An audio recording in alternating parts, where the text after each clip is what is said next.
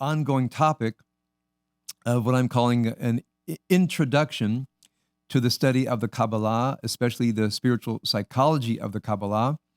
It's something that I love studying, that I love practicing, that I love teaching, but I realize we're jumping right into something called the Kabbalah, and many people have understandings of the Kabbalah that come from a variety of places, but from my own, I'll say, relatively deep understanding of the Kabbalah, having been a professor of Jewish mysticism at the Academy for Jewish Religion, which included a teacher of pre-Kabbalistic Jewish mysticism, teaching Gnosticism, Jewish Gnosticism, Neoplatonism, Jewish Neoplatonism, all the way to the study of the origins of the Kabbalah, the study of the Zohar, all the way to the works of Isaac Luria, Hasidism, and so forth. I realized that there needs to be a preparatory foundation to understand what the Kabbalah is, what the spiritual psychology of the Kabbalah is. So one reason I'm doing these several talks on preparation for the Kabbalah, because I want you all to know the very basics of the foundation of what became the Kabbalah and how this becomes the so-called spiritual psychology of the Kabbalah, which, as you know, is one of my main passions for my own inner work and teaching others. So Gershom Scholem says in his book Kabbalah on page 45 that Kabbalah in its historical development can be understood as the interpenetration of Jewish Gnosticism and Jewish Neoplatonism.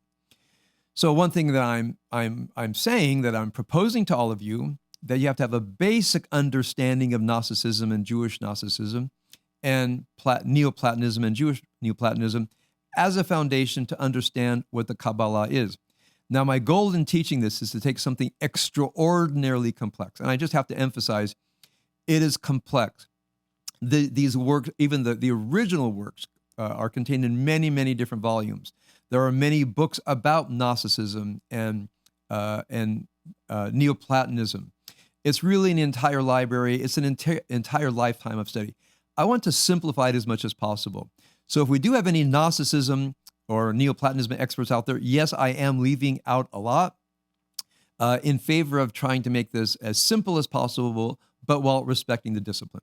Right, so first of all, what is Gnosticism? I'll review just a bit. Gnosticism is from the word Gnostic in Greek, or gnosos with a silent N. Avigal pointed out to me that the only time you hear the G in gnosis is when you don't have gnosis, agnostic. So we say agnostic without knowledge, which tells us that Gnosticism has that silent G. As far as we know, the term Gnosticism first became popular in the time of Irenaeus, the Bishop of Lyon in France, around 180. Irenaeus was called from Rome to Lyon, where the Christian community had been persecuted and virtually destroyed. And there was already developing out of the great diversity, which was early Christianity, something that we would call a formed doctrine or a formed dogma that only became more formalized in the Nicene Creed and in other major Christian councils that decided what Christian dogma should be. So it's very important for us to know that, for example, in first century Judaism in Eretz Yisrael, there was no Judaism, there were Judaisms. In the same way, in early Christianity, there was no Christianity. There was no agreed upon dogma. There was no agreed upon canon. There were many more than 4 gospels going around. So in the couple of centuries after the time of Jesus and after the letters of Paul, there's a great question that was asked: what is Christianity? What are the gospels? What are the doctrines? What are the teachings? And as in early Judaism, early Christianity is marked by great diversity, partly because there was not yet any official authoritative position that could declare one thing orthodox, meaning straight faith, and something else heresy. Those powerful institutions had not yet been developed. Irenaeus of Lyon decided that for him, what the four Gospels were. As far as I know, he was the first one to name the Gospels of Matthew, Mark, Luke, and John, of all the Gospels out there, as those which would later become canonical in Christianity. And he had a very strong sense of what Christianity, what Christian dogma should be, mostly derived from the letters of Paul. But anybody who studied the letters of Paul, first of all, notices the great diversity of thought in the letters of Paul. It is really not, you're not able to derive a very pristine dogma from the letters of Paul. Another question is, from where did Paul get his interpretation of Christianity, especially in light of the many other interpretations of the time? So Irenaeus wrote a book called, the short title is Against Heresy, and his main target was Valentinus, who was a known Gnostic. Though as far as I know, that's the first time that word was used. Irenaeus used it, I think, in a generic way, meaning he called it a false knowledge, the name stick of Gnostics. And when he describes a false knowledge of the Gnostics, he describes it in some of the Gnostic books have survived from antiquity into modern times. But in 1945, as many of you know, a great treasure trove of Gnostic texts were discovered in Egypt. They were written in Coptic, clearly translated from Greek. And for the first time, we really had a much broader understanding of what Gnostic religion was. We're talking about, in general, Christianity that diverges from the doctrinal Christianity of today, even though, of course, there are still many, many differences. But we really didn't know the entirety of what Gnostic Christianity was until after 1945, although many Gnostic texts did survive throughout antiquity until our modern times. So what characterized Gnosticism? Number one, Gnosticism seems to have rejected what we call the Hebrew Bible, what in Christianity is called the Old Testament versus the New Testament. That the Gnostics believed that the God of the so-called Old Testament was a lesser God than the God of the New Testament. Now, you find this idea of a lesser God already in Plato.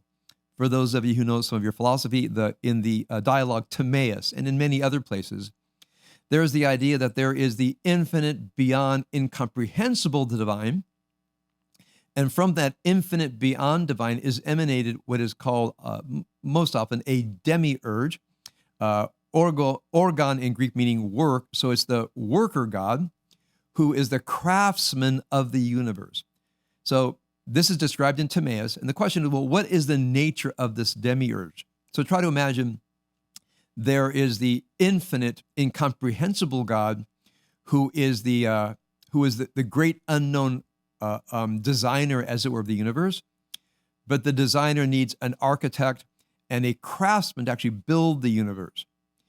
Well, from that Platonic idea, when it's mixed in with the knowledge of Hebrew Scripture, and by the way, one thing that characterizes almost all of Gnosticism is this reliance on Hebrew Scripture. So it's clear that Hebrew Scripture had permeated the region of the Mediterranean Sea, the coast of the Mediterranean Sea.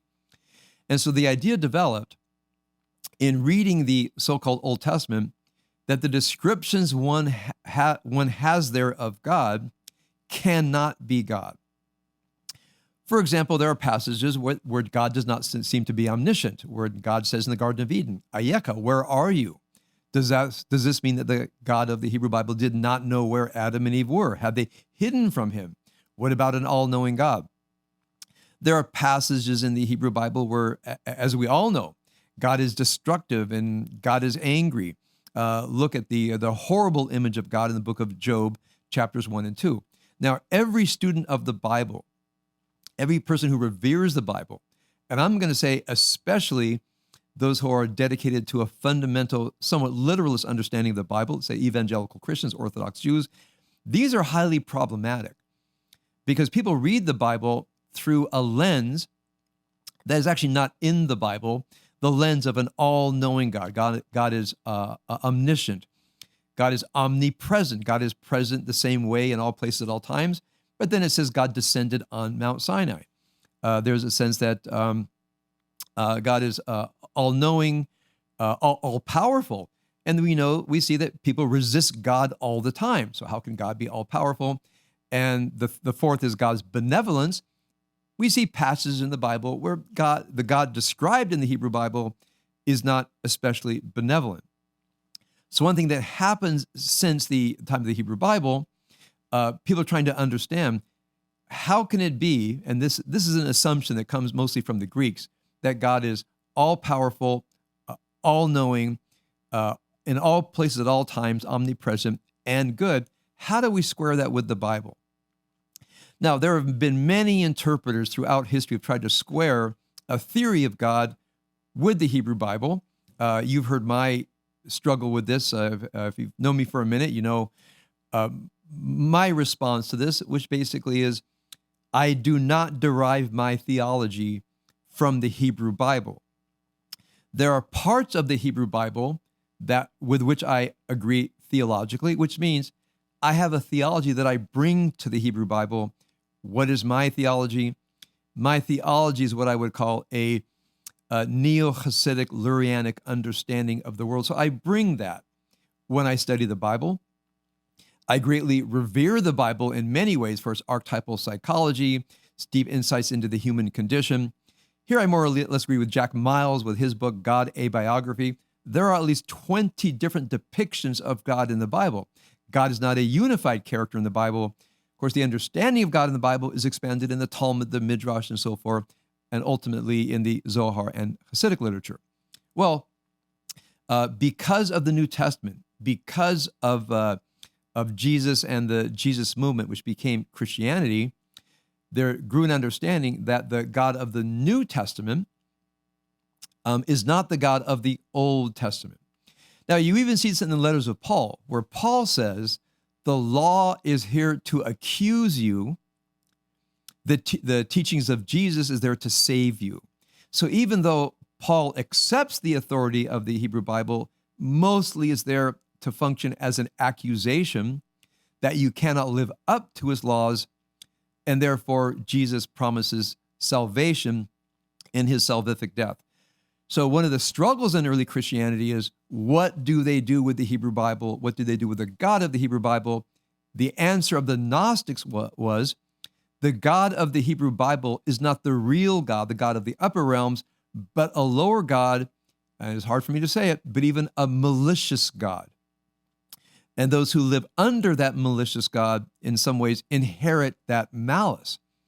And here we have the very disturbing passage in the Gospel of John chapter 8, where Jesus, again, this is what I call a depiction of Jesus. I mean, I have a theory of Jesus that does not include what I see in John chapter 8, where John is arguing with the Jews, and he says, they say, Abraham is our father, and Jesus says, no, Satan is your father. Now, just think about how horrible that is, and how much anti-Semitism,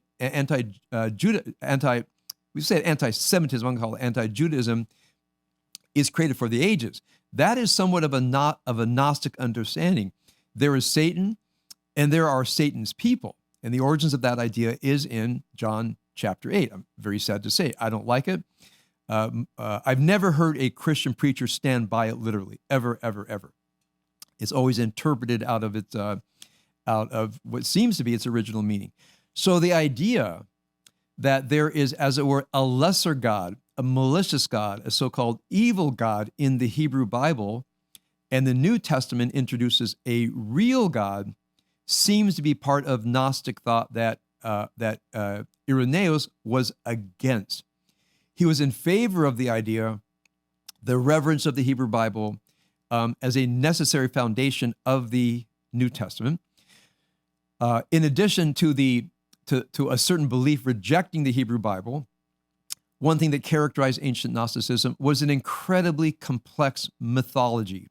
In nearly every Gnostic text you read, and I'll be citing from one, is a bewildering number of names of God, which are understood ultimately to be stages of God, asking the question, how do we get from the perfect God, the indescribable, limitless, all-good God, all the way down to this so-called evil God? What happens?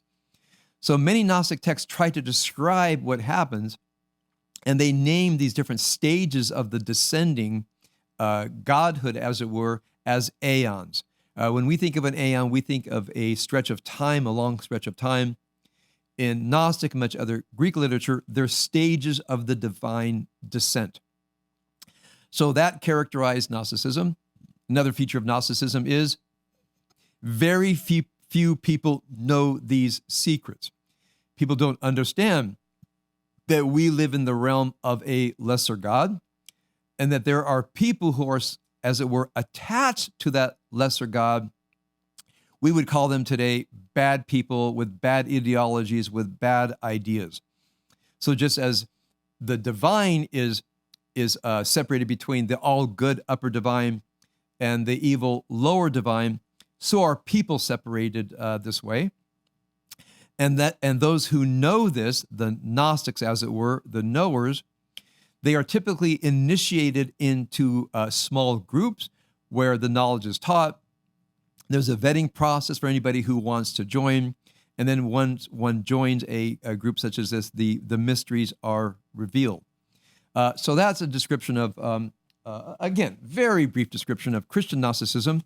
I recommended in my weekly email that if you want to read one ancient Gnostic text, meaning Gnosticism in its original uses, meaning what we would call today divergent Christianity, but in its time was just one of the many Christianities. There was not yet any doctrinal, dogmatic, official Christianity. So I recommended the Apocryphon, or secret book of John, and this is where this is John, not the John of the four Gospels. He is seeking true knowledge, and he's asking many different questions. He goes out into the desert. It says, as I was thinking about all my questions, the heavens opened, all of creation lit up, and the world shook. I was afraid, and I looked, and I saw within the light a child standing by me, and an elderly person, and a youth. There were not several figures in front of me, rather the figure with several forms of light. They appeared through each other, and the figure had three forms. The figure said to me, John, why are you doubting? Why are you afraid? And then the figure said, I have come to teach you more or less the nature of reality. And I'm paraphrasing in the secret, not so secret anymore. It was secret until we've had versions of it throughout time, but in the Gnostic Gospels found in Egypt in 1945, again, in Coptic from the Greek. If I'm not mistaken, there's a few different versions of it. So scholars are actually now able to ascertain what the book is. So it talks about the eternal source of everything. So I'll quote from the secret Gospel of John. Not limited, there's nothing before it to limit it. Unfathomable, there's nothing to there's no way to fathom it. Immeasurable, there's nothing to measure. Invisible, it cannot be seen. Eternal, it exists eternally. Unutterable, nothing can comprehend it. Unnameable, there's no name to give it. The one is the immeasurable light, pure, holy, immaculate. The one is unutterable, is perfect in incorruptibility. The one is not corporeal, but is not incorporeal, is not large, is not small. It's impossible to say how much is it, what kind is it. No one can understand it. So he's proposing something beyond the Aristotelian categories of the world and categories of knowledge. He's proposing something that I think everybody here is familiar with, the utterly transcendent, incomprehensible one, or as we say in the Kabbalah, Ein Sof. Ein Sof not meaning without measure, but Ein Sof meaning beyond human comprehension. So he goes on in this first chapter, talking about that which cannot be talked about. It's always a kind of an irony in these kinds of texts. And then we realize that this eternal mind beyond mind begins to produce aeons or other levels of this eternal one. And then it says, now he calls it the Father. This Father is one who beholds himself in light surrounding him, which is the spring of living water, provides all the realms. He reflects on his image, and he sees in it the spring of spirit, becomes enamored of this luminous water, for his image is in the spring of pure luminous water surrounding him. The Father's thought became a reality, and she who appeared in the presence of the Father a shining light came forth. So what does the Father do? The Father produces a feminine version of the Father emanating from the Father. She is first in power, preceded everything, came before the Father's mind, the forethought of all. Her light shines like the Father's light. She, perfect power, is the image of the perfect and invisible virgin spirit, meaning a spirit that was not conceived by something else, but self-conceived. One of the strangest words in Gnostic literature. She, the first power of the glory of Barbelo, B-A-R-B-E-L-O. No one knows where Barbelo came from. It's the name of the feminine God that is emitted from the eternal. She preceded everything. She became the universal womb. In the Kabbalah, this is known as Binah, the eternal womb. Then we have in order the Mother Father, the first human, the Holy Spirit, the triple male, the triple power, the androgynous one with three names, the eternal realm of the invisible beings, the first to come forth. Barbelo conceives all of this, and the secret letter of John goes on and on. More things are emanated. The will, thought, life, understanding, grace, perception, thoughtfulness, grace, truth, form, afterthought, perception, memory, understanding, love. Each of these, as it were, is a different aeon with a slightly different meaning, as it were, all emanating from the great eternal Barbelo. And as each one, as it were, contemplates itself, another aeon comes into being. So this goes on and on for several pages until toward the end, there's wisdom above and then there's a wisdom below. How do we have this in the Kabbalah? Of course, we have in the higher levels of Kabbalah, we have Gvura, which is the upper queen. And then we have at the bottom, we have Shekhinah or Malchut, which is understand the lower broken emanation. Well, you find this in the Apocryphon of John as well, as just as there is upper Sophia, there is lower Sophia, and lower Sophia, like Malchut in the Kabbalah, is disconnected from this great chain of being. Remember, a chain of being that is highly populated by a truly astounding number of names and divine spirits. It says this lower Sophia wanted to bring forth something like herself, but without the consent of the upper spirit. Nevertheless, she gave birth, and because of the invincible power within her, her thought was not an idle thought. Something came out of her that was imperfect and different in appearance from her. She had produced it without her partner. So every one of these aeons had a partner in a holy, again, this is non-physical, male-female arrangement. Just like in the Kabbalah, the Kabbalistic tree of life is understood to have, and again, this is not corporeal, not human gender, male and female sides. Those of you know anything about the tree of life in the Kabbalah knows that it has this male-female understanding. Again, not corporeal, not human genders. It's purely within the end of the idea of how a different emanation produces the next level of emanation. When Sophia saw what her desire had produced, it changed into the figure of a snake. Notice the reliance on the Hebrew Bible. And the face of a lion. This might refer to Ezekiel's chariot. Its eyes were flashing bolts of lightning. That almost certainly refers to Ezekiel's chariot. She cast it away from inside her. Outside that realm, so none of the other immortals could see it, she had produced it in ignorance. She surrounded it with a bright cloud and put a throne in the middle of the cloud, so no one would see it except the Holy Spirit, who called the mother of the living. She named her offspring Yalda Ba'ot. Yalda Ba'ot is one of the, again, a string of just an astonishing array of names of the lower God, the Platonic demiurge. But now Yalda Ba'ot is born, as it were, as a mistake, out of ignorance. It's ugly. It's a snake. And then it begins to generate its offspring. And the name of the first, which is, again, I'm reading from the English, which is a translation of the Coptic Greek. The first one is Ataot, whom generations call the reaper. The next one is Harmas, who is the jealous eye.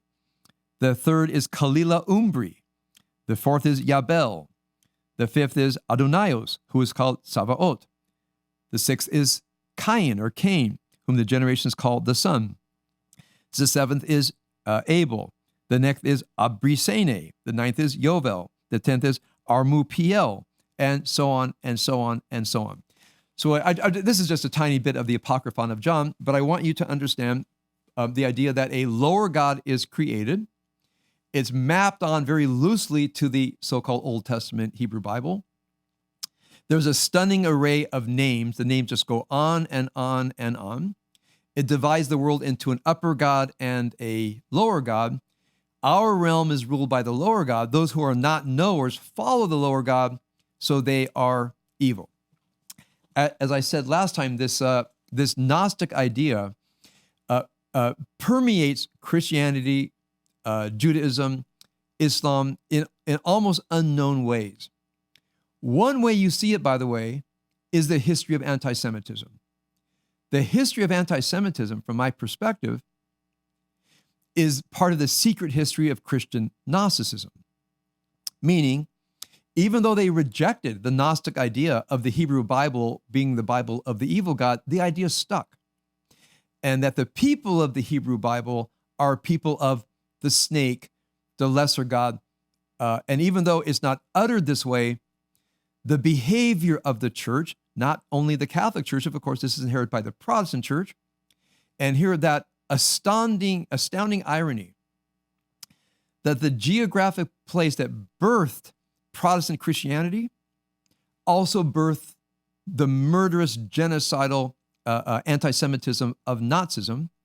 And people ask, how could the most Christian country on the planet, combining both Catholicism and Protestantism, the most philosophically advanced country on the planet that produced Kant and Hegel, in such a brief amount of time, turn utterly Gnostic and want to destroy, as it were, the people of Satan? Nazism is a kind of Gnosticism. Now, as is Stalinist communism. Notice when Lenin was in power, he massacred many. When Stalin became to power, you might say massacred, genocide was part of the way he saw the world, the way he his forced famine, the Holodomor in the Ukraine, the murderous persecution of the kulaks, the great purges.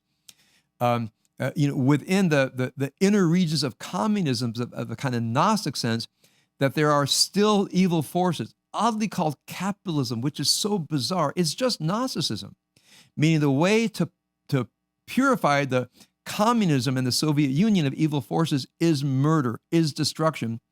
If you've ever read Arthur Koestler's Darkness at Noon, also any divergent thought.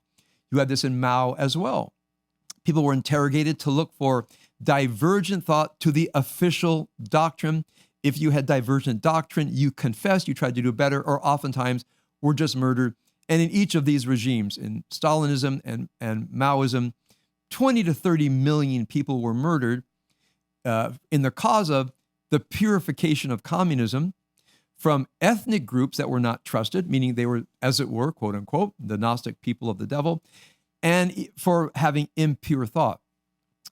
When I studied Gnosticism, and I studied Nazism, and I studied Stalinism, right, for me, it's very clear that this hidden attraction of a Gnostic way of seeing the world took over two of the major political systems by, as it were, atheistic ideological systems. They were not religious, neither professed Christianity. So it's as if whatever moderating force Christianity may have had on genocide, once you take out the moderating force to the degree that Christianity was a moderating force, in many ways I think it was, all you have, this is my opinion, one way to put it, is a raw kind of murderous Gnosticism, given the name communism, given the name Nazism, in my mind, Gnosticism, but the most murderous kind available, with only one way of thinking. Divergence would be murder. Okay, now, how's this in the Western world? Well, luckily in the Western world, we haven't had this kind of ideological ideological murder, although certainly American slavery, as was worldwide slavery, was based on the idea that there is a lower dimension of human beings. That is a slightly Gnostic feel to it. But it was, in my opinion, mostly economics. Slavery was a worldwide institution. Of course, we were one of the last nations that practiced it, but it probably had a largely economic motive that became racism as a way to justify it. Where do you see the ideological sort? The ideological sort you find sometimes in modern politics, where one side or the other will not just say my esteemed political opponent, but people will start talking about the other side of the political aisle as satanic, as evil. I've heard this from both sides. The other side is evil. Sometimes when I ask people, what does it mean? I remember many years ago, a congregant got in trouble because they posted on Facebook that Hillary Clinton was a Nazi. And the person was going to get fired. And they said, you've got to clean this up. You can't talk that way. So the person came to me and said, well, we used to teach the Holocaust. They said, I need to get educated. And I said, do you understand who the Nazis were? Do you understand what they did? To call someone Hitler, to call someone Nazi, do you know what that means? Well, for this person, it was just a rhetorical flourish. In a way, a word used to match the emotions of great repugnance and hatred. Well, if something is repugnant and you hate it, why not call it Hitler? Why not call it Nazism? Why not call it fascist? If that is the most repugnant thing, then everyone you find repugnant is going to be one of those things. So this was a very smart person, but whose intelligence, as it were, was captured by a kind of Gnostic instinct about the world. My political opponents just don't differ on theories of classical liberalism, which breaks right and left, but they are characterized by being demonic, Nazis, fascists, and so forth. I was very troubled by this. As you know, I am troubled when people use rhetorical flourishes that imply this kind of Gnostic idea that the world is divided into good and the bad, the light and the darkness. My side is light, good. The other side is evil, darkness. I've seen this ever since I've politically come of age. As you know, it greatly distresses me. The more I've studied political theory, I really understand how, for example, the left and right, conservatives and progressives differ. It is really not about the children of light and the children of darkness. It really has more to do with ideology than anything else. I don't divide up the world between the force of light and force of darkness, unless it really is a force of darkness. For example, like ISIS was a force of darkness. I see any group that is founded on terrorism, which means the purposeful murder of innocents, like Hamas and Hezbollah. Those are forces of darkness. Anything founded on murder of the opponent and anything whose rhetoric contains the dehumanization of the opponent, such as Hamas and Hezbollah, I call those forces of darkness. But I can demonstrate, it's not just because I don't like them. Like, I don't consider the Palestinians to be forces of darkness. I don't think Islam is a force of darkness, and there are some people that actually think that Islam is a bad religion. I say, show me the person, I'll tell you if it's bad or not. But if there's a group that preaches murder and the dehumanization and the demonization of another, I will call that a force of darkness. Typically, those who claim themselves to be the children of light and the others are forces of darkness, in my mind, that's prima facie evidence that they are a force of darkness. Okay. So my discussion last time is dividing this world into the secret group of knowers who know about the evil in the world. We are the enlightened ones. We see the light. They dwell in darkness. This idea is a Gnostic idea that is still alive today. Now, what happens where this Gnosticism, as it were, slides over into Neoplatonism? They share interesting structural similarities. So Platonism, as you can infer, derives from Plato.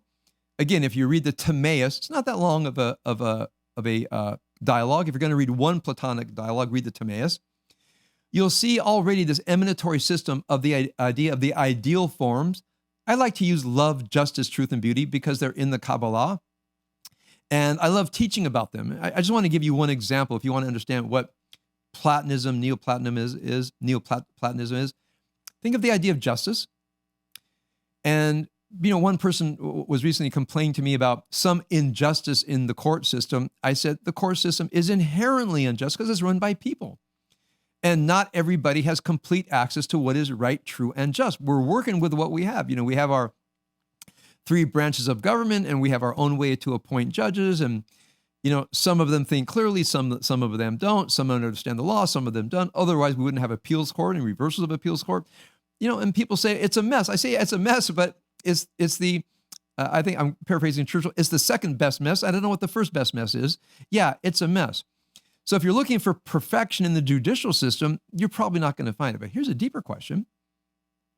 By what rule are you ascribing it to be imperfect? You must have some secret rule in your mind that knows what true justice is in order to know that that is not just. Any person who can look at any institution and say, it is not right, it is not just, you are operating from a kind of a moral intuition where you know what is right and is just. It's hard to explain it. Because if you didn't have some secret rule, some moral intuition that you can't fully express, how could you call a legal system unjust? How could you call any political ruler a bad ruler, a bad person, if you did not have an internal standard? Where did you get that internal standard? And in what way is it authoritative? You all understand this question? I hope you do, because when you look at any modern ideology, when you look at the way you think and the way you talk, especially when you disagree with somebody, when you talk about love, person says, that's not what proper love is. That's not the way you should love toward your partner. That's not a way to be respectful of your parent. Well, there are clearly different levels of respect, higher levels and lower levels. Think of anything that you care about. You probably talk about it in ways that there are better and worse. Whatever it is you talk about, you have an inherent, intuitive, but barely expressible standard by which you judge other people, and ideally by which you understand yourself. Okay? Now I just want to take a brief paragraph of my teaching. People, who have explosive, intimidating anger say, well, anger is natural. There's a lot of things that are natural that are not good. People say, well, aren't I supposed to express my emotions? I say, not in civil society. We actually restrain negative emotions. Say, well, you don't know what they do to trigger me. I said, I don't have to know, because I know expressed rage in generally is morally bad because it harms other people. So people understand the theory of harm, but they just don't think it applies to them, especially when they, quote unquote, get triggered. Then they have a license to anger. It's like a 007 license, a license to murder somebody with your rage. Well, in general, none of us has a 007 license to murder with our rage. Why? Because we live in a moral framework. Where does that come from? It's emanated into our spirit, and we all know it. And how do I know we know it? Because every person to whom I speak about their rage problem, within 10 minutes knows it's wrong. They know it's wrong. If wrong is harm and other people are harmed by it, and what they typically say is, but they triggered me, as if that's an excuse, or I can't control it, which I know they can. I won't give my talk on that because I won't stop. But I want you to understand that I have an intuitive understanding that we don't cause unnecessary, avoidable harm to other people. Part of that is raging at them, insulting them, calling them names. We have to restrain that because it's the right thing to do. Now, how do I know this? Well, I think I learned it in general from living in a civil society. I studied Jewish Musar literature, our own code of moral character. I learned it in the Kabbalah, but they didn't invent it. I mean, there's been wisdom tradition since the formation of humanity, not just something efficient for holding the tribe together, but understood that is what is right. Meaning what the judge does in early society is not just try to hold the tribe together, but truly bring down what is the right answer to a legal problem. If the people in the tribe were not convinced it was right, there would be disaffection. which means judges strove, even in a primitive world. They're striving for people's intuitive understandings of what is justice. That is as old as humanity. So you find this in the Platonic tradition, and as the Platonic tradition exists alongside Gnosticism, alongside Judaism, there becomes a kind of a competition. Which one of these emanatory systems is the true path? Right? Gnosticism and what I'll call Neoplatonism exist side by side in the Greco-Roman world. They're part of Judaism. They're part of Christianity. There is a Jewish Gnosticism filled with bizarre names of angels, with stories of ascent through the 7 worlds up to the throne of God. And each of these 7 worlds are inimical to the divine ascent. You see this in the book of Enoch. So again, if you want to, I don't want to overwhelm you with names and terminology. I just want you to know there was a Jewish Gnosticism similar to Christian Gnosticism, except, of course, it didn't have a condemnatory understanding of the Hebrew Bible, but they were both filled with incredible mythologies and the idea of a hostile underworld. How did Neoplatonism differ? And this is something where, again, I think most of you will recognize it as part of the way that you think or that other people think. That the light and the good comes from an eternal, infinite source, but is layered down into human existence. And therefore, what we call evil is the lack of the good. Have you ever heard that? You ever said it? Evil is the lack of the good. That is Neoplatonism. Because the good, the right, the true, that holy light goes through lenses, goes through veils until it hits our realm, where people don't know that they live at the end of this chain of being. All they're aware of is their realm, and they don't know that there are higher forms that shape our consciousness. So what is evil? Evil is ignorance of the good that is available to you if you would simply climb through the chain of being, which is a kind of meditative, contemplative ascent. In the Gnostic world, you are ascending through 7 levels of hell, as it were, to gain the divine throne. In the Neoplatonic world, you are ascending through veils and lenses of the light into a higher realm. So Gnosticism and Neoplatonism continue down to our day through Christianity, through Judaism, through Islam. The Gnosticism is more repressed, made into a secret religion. Again, the books are banned. They're only found oftentimes in like the depths of the Vatican Library, where you have thousands and thousands of tomes that have not yet been redacted by scholars. Someone finds a volume, says, "This looks interesting," and they say, "Hey, we found another Gnostic book. Should we publish it? Should we translate it?" Or it's found in the Dead Sea Scrolls, or in the Coptic Library, the Nag Hammadi manuscripts. So it's out there. Neoplatonism, on the other hand, proceeded unimpaired, but always with mixed reception. So the problem in Christianity was the idea that God the Father produced the Son that produced the Spirit. Now, that's a very common belief, or was a common belief in Catholic Christianity. An emanatory system from the Father to the Son to the Spirit, and other emanatory systems. You see this in the Gospel of John, where in the beginning was the Logos, the Word.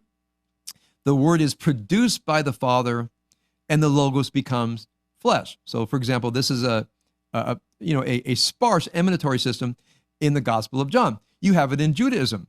In the beginning was the Torah in the mind of God, as it were, the wisdom in the mind of God. The wisdom becomes, as it were, the architect, the craftsman, who then creates our world. You see this in the Midrash. So this Neoplatonism, that spiritual reality is layered, shaped Christianity, shaped Judaism, and shaped Islam, is not talked about much today, partly because I think our movements have become seriously non-reflective, non-philosophic. The heyday of philosophic, contemplative Judaism is in the past. I hope it's in the future. Most Judaisms today are not interested in this kind of deep philosophic reflection, unless it's the Kabbalah. Now, so how did the Kabbalah come into being? Okay, now we're going to try to bring this home. So remember, the currents of Gnosticism, the currents of Neoplatonism continued. Neoplatonism was more acceptable, but both have one thing in common, which is layered spiritual reality. Okay, so two things happened that I'll introduce today. I'll move away from theories of Gnosticism and Neoplatonism today. I'm going to conclude this. Next week, I'm going to get into the actual origins of the Kabbalah. But something extraordinary happened in a certain place at a certain time. So here's what happened. It's the late 1100s in France, in the south of France, in Provence. Three things were going on, three important things. Now, I'll say four. One, you had the heresy of what are called the Cathars, C-A-T-H-A-R. It was a heresy that was relentlessly and murderously put down by the Catholic Church. In fact, if I'm not mistaken, the phrase, kill everybody, let God sort it out, came from the Inquisition against the Cathars. The Cathars were Gnostics. It was the eruption of Gnostic thought in France. The Catholic Church understood it for what it was. There were other outbreaks of heresy in the Balkans, Bulgaria and so forth, and the Eastern Orthodox Church and the Catholic Church were constantly at war, and I mean war, against these Gnostic eruptions. So the Cathar Gnosticism was in the air. What is the human being? Are we based on a spirituality that we can't see? Is the soul connected to a higher God? What is religion? Is religion created by a lower God? Is there a higher religion? Is there a higher God? Now remember, in many religious atmospheres, you can't even ask these questions. That was in the air. So the heresy of the Cathars was in the air. That's number one. So Gnosticism was in the air, to put a broader point to it. What else was in the air? There had been a history of Catholic Neoplatonism with which Christianity had always had an ambivalent relationship. Either you take the gospel at its word, or you bring in a Neoplatonic lens, or try to do something in the middle. So Neoplatonism was favored, then disfavored, favored, then disfavored, although it is probably the most fertile philosophic aspect of early medieval, and I'll even say late medieval Catholicism. When you read about these Neoplatonic theologians, it's just really stunningly fine thought. Well, there was a great Neoplatonic theologian named John Scotus Erugenia, not Don Scotus from later, but John Scotus, born in 800. John Scotus Erugenia, if I have it right, is John the Scot, the Irishman. John Scotus Erugenia, John the Scot, the Irishman, born in 800, comes to France. He's a thoroughgoing Neoplatonism. He learned his Neoplatonism in Ireland. He spoke Greek that he learned growing in the Catholic Church in Ireland. Many people knew Latin, but they did not know their Greek, so he had direct access to the Greeks. And he created a Neoplatonic system. I haven't mentioned my other great Neoplatonic source, Plotinus. I'll have to talk about him another time. But there was a great Neoplatonic school of thought called by Plotinus, Plotinus. Not talking about that today, but he had access to Plotinus, who wrote in Greek. So he creates this incredible Neoplatonic system. If you look up John Scotus Erugenia, the authors will gush about his brilliance. Well, he is in many ways repressed. There is a resurgence of Christian Neoplatonism in France at this time. You have a resurgence of Gnosticism, a resurgence of Neoplatonism. In the south of France, again, we have historical records where they say, the spirit of Elijah has visited us. We are going through some kind of spiritual opening, some kind of spiritual revival. I mean, people were aware of it. The different rabbis said, something's flowing through us. The music scene in LA in the mid 60s was happening in Berkeley. I mean, it happens. What happened in Marburg in Germany with Heidegger and others. There's a certain time where a certain city, a certain place said, something's happening. right? And many of you, in your own time, if you can remember the music scene in LA, the activist scene in Berkeley, if anybody's read about the philosophic scene in Germany, it actually happens that places and times undergo a spiritual kind of revival and expression. Safat in the 1500s. So they say that. So we have Gnosticism, Neoplatonism, a spiritual revival. And the last thing I'll mention is the appearance of this book in the south of France in the late 1800s. Now, I have the translation by R.E.A. Kaplan. And the problem with R.E.A. Kaplan's translation, by the way, I really like his work. He is a scholar of Kabbalah who retrojects his knowledge back onto earlier books before there was Kabbalah. So the translations are useful, but they're not reliable from a scholarly point of view. However, if you want a decent translation of the book Bahir, the Kaplan translation will suffice.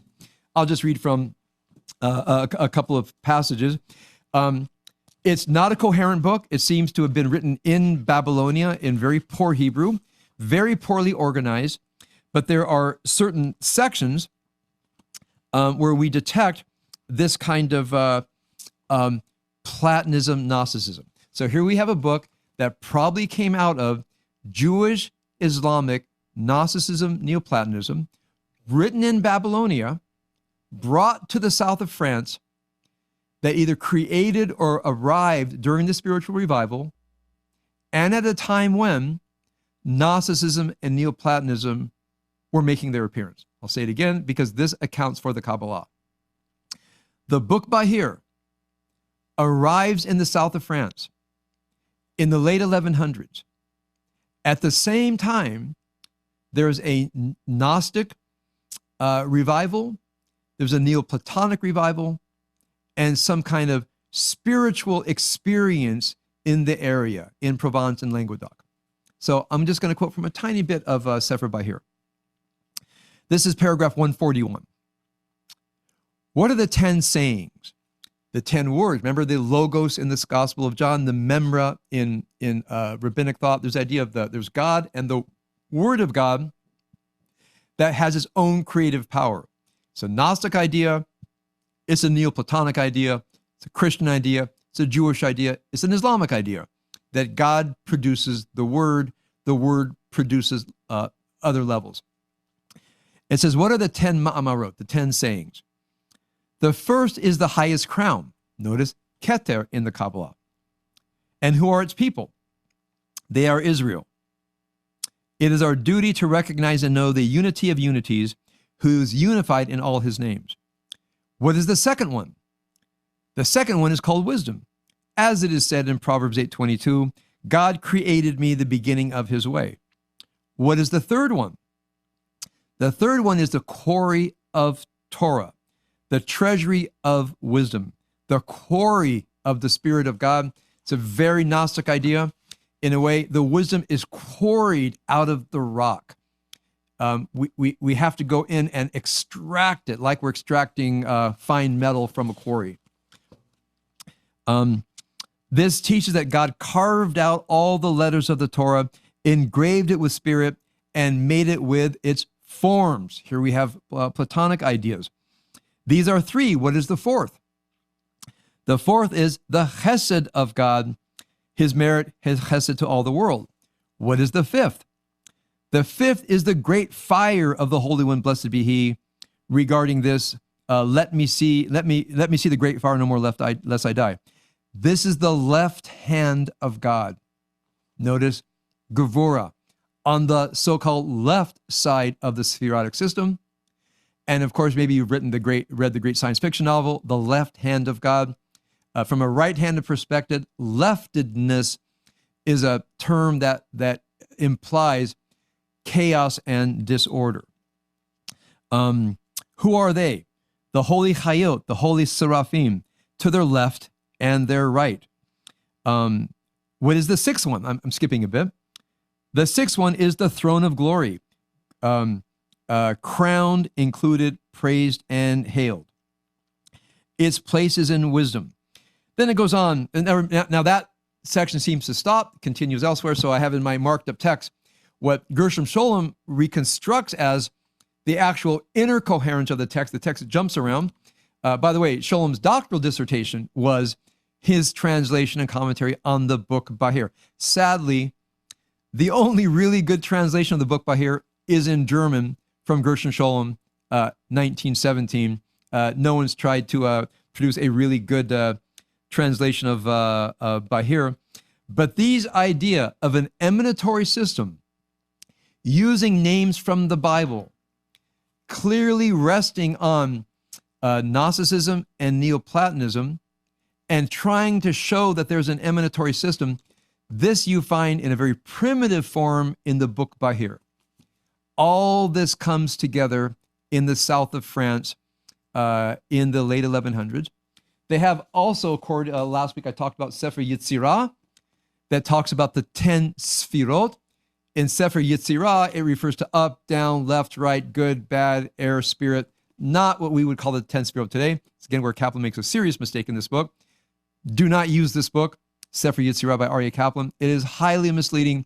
He sees Sefer Yetzirah as a Kabbalistic book, which it is not. It has the text of Sefer Yetzirah. Unfortunately, because I really love Aryeh Kaplan, he's really incorrect here. Where are the 10 Sfirot in the Kabbalistic sense developed? In the south of France in the late 1100s, north of Spain in the early 1200s. This is where the Kabbalah comes from. Resurgence of Gnosticism, resurgence of Neoplatonism, the Holy Spirit descending in the south of France, the arrival of the book Bahir, and the latent influence of Sefer Yetzirah with the idea of the 10 Sfirot. Here's what they did. They took the 10 ma'amarot, the 10 speech words of the book Bahir, they called it the 10 Sfirot, and they created their own system. We can go into more depth on how that system was created. We actually have their text. They actually left behind a great body of text describing how exactly they came up with this system. If you want to know where the Kabbalah came from, you have the answer. The interpenetration of Gnosticism and Jewish Gnosticism, okay, preserved in esoteric hidden texts, a resurgence in the south of France, Jewish Neoplatonism, shaped by Christian Neoplatonism and Islamic Platonism, in the south of France, during a period of spiritual revival, the arrival of the book Bahir, using the terminology of Sefer Yetzirah, you put it in the blender, hit blend, you come out with the Kabbalah. Okay? That's the short version of where the Kabbalah came from. And next week, I'll parse this out a little bit, because when you understand where the Kabbalah came from, you'll see what I mentioned last time is my interpretation of the Kabbalah. The Kabbalah, my perspective, is the Jewish participation in what is called the perennial philosophy, this constant philosophy of trying to understand the emanations of the divine in all its complexity. All of the Western religions have their expression, Gnostic, Neoplatonic, and so forth. The Kabbalah becomes the Jewish expression of what I'll call this perennial philosophy. And in my mind, probably, again, I'm showing a bias here, the most powerful and coherent expression of the mystical side of the perennial philosophy. I know that's a lot. You want to review it, it's going to be up on YouTube in a couple of days. I'll review it next week, but I want all of you to know as accurately as I can, as briefly as I can, what the Kabbalah is and where it came from. I'll talk about it as we go along. All right.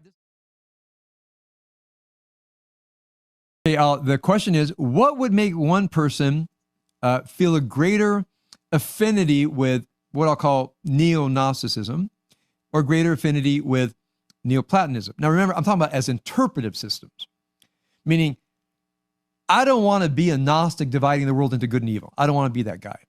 But I can use Gnosticism as an interpretive system, or I can use Neoplatonism as an interpretive system. I'll translate the question that way. I would say spiritual personality. I think we're all born with spiritual personalities. Study of history, and life experience. I consider myself sliding a bit more toward the Gnostic side because of my studies of Nazism, communism, genocide in Cambodia, genocide in the Balkans, genocide in Africa. When I look at modern history, I see people captured by something evil. It becomes the way they see the world, becomes the way they see other people. They have a license to murder. So if I personally want an interpretive lens for history, especially modern history, evil is not the lack of the good. This is Finley. Evil is evil.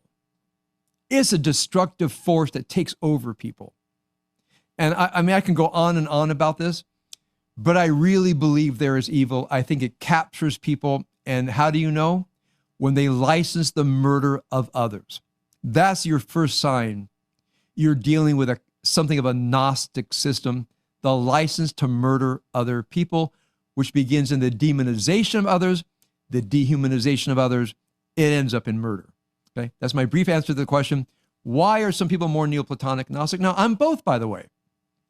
I use both lenses for my own work, my work with other people, my understanding of reality, the Jewish religion, all other religions. I tend more toward a Gnostic understanding of the world. Hope that answers your question. Could produce an imperfect world, especially with evil. That is exactly the lurking question in the Timaeus. It is precisely the question of the early Gnostics. How can there be evil in this world? As I said earlier, it's the product of an evil God. That's why there's evil in this world. So they are dealing with the question of a decrepit, decayed, imperfect universe, including evil, I think especially evil. Same with the Neoplatonists. How can a perfect light emanate evil? It's because of the lenses and ignorance. So yes, the question of, I wouldn't say theodicy, I mean justifying God. That's really more of a Western exoteric theological question. I mean, it names it, but it doesn't name it quite. It's not how can God permit evil, because that's not the answer. How can there be an evil God, which is a different kind of a question. It's not how can the infinite light permit evil, because the infinite light is not permitting evil. That's theodicy. The Neoplatonic question is how the light of God is lensed out of its clarity to the point that people walk around in darkness and ignorance. So theodicy is a Western theological term for the God of the Bible permitting evil. The Gnostic and Neoplatonic answer are far more expansive. So, for example, when I look at ISIS, when I look at Nazism, when I look at communism, when I look at the imperial Japanese occupation of China, when I look at the genocides, my question is not theodicy. My question is the evil in human nature, which is, well, again, it's a good question, and the word is used well. But the question for me is not theodicy. The question for me is the evil in human nature, and how do we understand the evil in human nature? Nothing to do with God, in my opinion. We have the Gnostic approach, the Neoplatonic approach. Again, I'm not mythologically a Gnostic, but I don't think that evil is the lack of the good. I think evil is a deep flaw in human nature that when circumstances arise, it can be unleashed and cause unbelievable harm. Now, what does that mean to all of us? What it means to all of us is, if you denote this kind of rhetoric in your presence, put a stop to it. Do not let other people talk about the demonization, even if you don't like them people over there. Don't let people demonize them. Don't divide the world into light and darkness, that all these are good and all these are bad. It's not good. Don't let it happen. Now, who's the agent for the good? Let's define in general what we mean by good and bad. Enforce that and don't attribute it to entire groups of people. I think it's our responsibility that our discourse reflect something much more responsible and much more in line with our values. Where does all this come from? I'll get to that. But today I wanted to end my talks on Gnosticism and Neoplatonism, how it became the early Kabbalah, a few more talks on how the Kabbalah developed, and then you will be all primed and ready for the transformative wonder of the spiritual psychology of the Kabbalah. That's coming up.